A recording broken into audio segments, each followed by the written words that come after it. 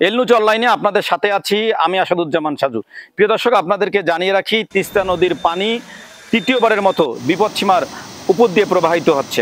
আজ সকাল 6টায় লালমনিরহাট জেলার হাতীবান্ধা উপজেলায় অবস্থিত দেশের সর্ববৃহৎ সেচ প্রকল্প তিস্তা ব্যারেজ এলাকায় তিস্তা নদীর পানি বিপদসীমার 7 সেন্টিমিটার উপর দিয়ে প্রবাহিত হয়। ফলে তিস্তা তীরবর্তী লালমনিরহাট জেলার পাটগ্রাম, হাতীবান্ধা, কালীগঞ্জ এবং আদিতমারি এলাকার যে নিম্ন অঞ্চলগুলো আছে সেই নিম্ন অঞ্চলগুলোতে কিন্তু পানি প্লাবিত হয়েছে। হাজার হাজার পরিবার কিন্তু পানিবন্দী হয়ে পড়ছে। পাশাপাশি আপনাদেরকে জানিয়ে রাখি যে অসংখ্য রাস্তাঘাট কিন্তু পানিতে ডুবে গেছে। পানির স্রোতে যে এই চরাঞ্চলে যে কাঁচা সড়কগুলো আছে সেই কাঁচা সড়কগুলো কিন্তু ভেঙে গেছে। আমরা যে স্থানটিতে দাঁড়িয়ে আছি এটি হলো লালমনিরহাটের আদিতমারি উপজেলার মহিষকোষা ইউনিয়নের গোবর্ধন এলাকা। এই গোবর্ধন এলাকার লোকজনের অভিযোগ যে এই এলাকাটাতে প্রায় 7 দিন ধরে পানিবন্দী। পাশে প্রাইমারি স্কুল আছে, সেই প্রাইমারি স্কুলটিও 7 দিন ধরে পানিবন্দী অবস্থায় পড়ে আছে।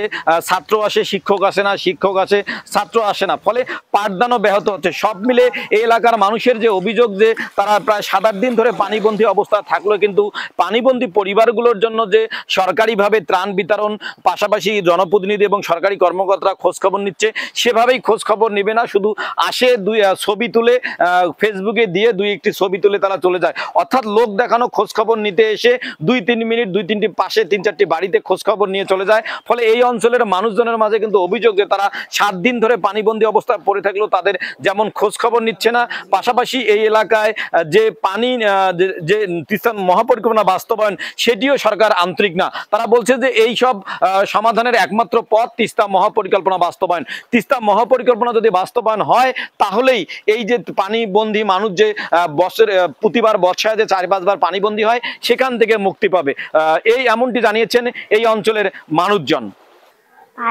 এই জন্য আমরা স্কুলে যাইতে পারি না, স্কুলে যাই নাই, পানি বেশি।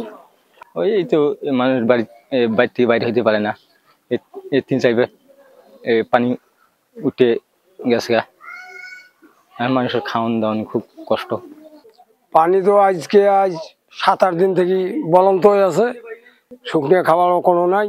হ্যাঁ, এখানে কায়ও চকও দেয় না, কোনো না, মেম্বার চেয়ারম্যানও আইসে না। এখন আমরা কি করি, আন্দি খাই কি করি না খাই, বাড়ির তো পানি উঠে সব সময়। এখন হয়তো যে একবেলা আন্দিয়ে তো বেলা খাওয়া খায় অবস্থা। ভাই ঘরে ধরে খুব পানি, গাড়ি ঘোড়া চলাতে পারতেছি না।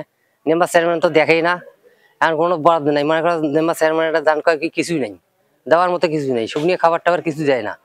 এখন আমরা কি পরিবার মানে পরিবার নিয়ে কিভাবে চলি? আর 10 দিনেতে গাড়ি বাড়িতে বদ্ধ, অটো চালাইতে পারিনি।